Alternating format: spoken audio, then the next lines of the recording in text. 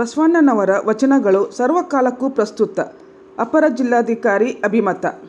ಜಿಲ್ಲಾಡಳಿತ, ಜಿಲ್ಲಾ ಪಂಚಾಯತ್ ಮತ್ತು ಕನ್ನಡ ಸಂಸ್ಕೃತಿ ಇಲಾಖೆಯ ಸಹಯೋಗದಲ್ಲಿ ಕಾರವಾರದ ಹಬ್ಬುವಾಡದ ಬ್ರಹ್ಮಕುಮಾರಿ ಸಭಾಂಗಣದ ಓಂ ಶಾಂತಿ ಭವನದಲ್ಲಿ ಆಯೋಜಿಸಲಾದ ಬಸವ ಜಯಂತಿ ಕಾರ್ಯಕ್ರಮವನ್ನು ಬಸವಣ್ಣನವರ ಭಾವಚಿತ್ರಕ್ಕೆ ಪುಷ್ಪ ನಮನ ಸಲ್ಲಿಸಿ 12ನೇ ಶತಮಾನದ ದೊಡ್ಡ ಸಮಾಜ ಸುಧಾರಕರು ಬಸವಣ್ಣನವರು ಮೇಲು ಕೀಳು ಜಾತಿ ಧರ್ಮ ಮಡಿ ಮೈಲಿಗೆ ತುಂಬಿದ್ದ ಸಮಯದಲ್ಲಿ ನೊಂದವರ ದೀನದಲಿತರ ಉದ್ಧಾರಕ್ಕೆ ನಿಂತವರು.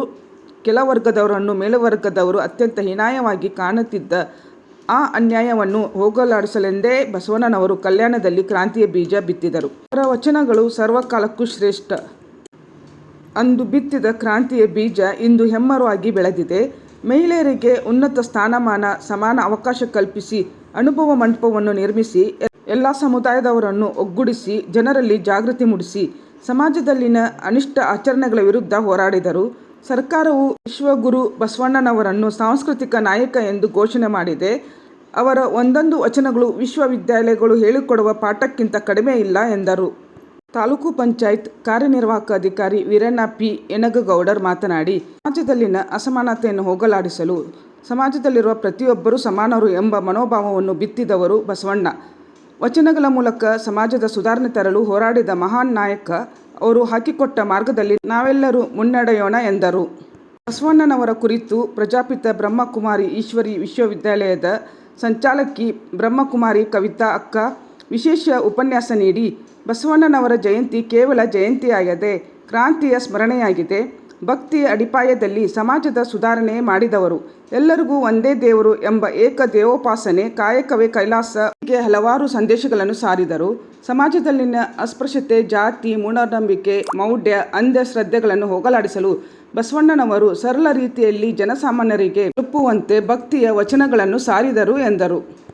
ಕಾರ್ಯಕ್ರಮದಲ್ಲಿ ಮುಜರಾಯಿ ಇಲಾಖೆಯ ಸಹಾಯಕ ಆಯುಕ್ತೆ ಸುಧಾ ತಳವಾರ್, ಅಖಿಲ ಭಾರತ ವೀರಶೈವ ಲಿಂಗಾಯತ್ ಮಹಾಸಭಾದ ಜಿಲ್ಲಾಧ್ಯಕ್ಷ ಶಿವಲಿಂಗಯ್ಯ ಅಳ್ಳೇನವರಮಠ, ವೀರಶೈವ ಸಾಂಸ್ಕೃತಿಕ ಸಂಘದ ಅಧ್ಯಕ್ಷ ಡಾ ಮಲ್ಲಿಕಾರ್ಜುನ್ ಹಿರೇಮಠ, ಲಿಂಗಾಯತ್ ವೀರಶೈವ ಸಮುದಾಯದ ಪ್ರಮುಖರು ಸೇರಿದಂತೆ ಇತರರು ಉಪಸ್ಥಿತರಿದ್ದರು.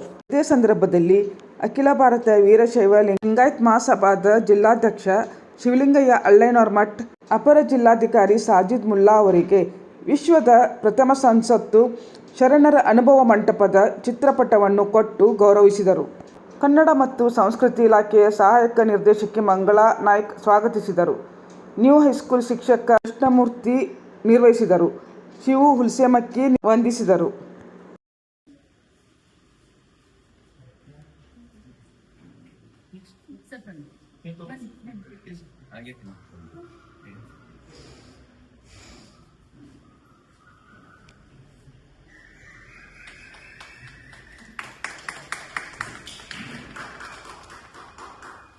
ಕಾಯಕವೇ ಕೈಲಾಸ. ನಾವೆಲ್ಲರೂ ನಮ್ಮ ಕಾಯಕವನ್ನ ಅದ ಕಾಯಕದಲ್ಲಿ ಕೈಲಾಸ ಕಂಡ ಒಳ್ಳೆ ಕಾಯಕ ನಾವು ಮಾಡಿದ್ವಂದ್ರ ಬಸವಣ್ಣನವರ ಅಣತಿ ಅಂತ ನಾವು ಮುಂದುವರಿತೀವಿ ಮತ್ತು ನಮ್ಮ ರಾಜ್ಯ, ಜಿಲ್ಲೆ, ರಾಷ್ಟ್ರವನ್ನು ಬೆಳೆಸ್ತೀವಿ. ಬಸವಣ್ಣನವರು ಏನ್ ಹಾಕಿ ಕೊಟ್ಟಾರೋ ಆ ಒಂದು ವಿಚಾರದಾಗ ನಾವೆಲ್ಲರೂ ಹೋಗೋಣ.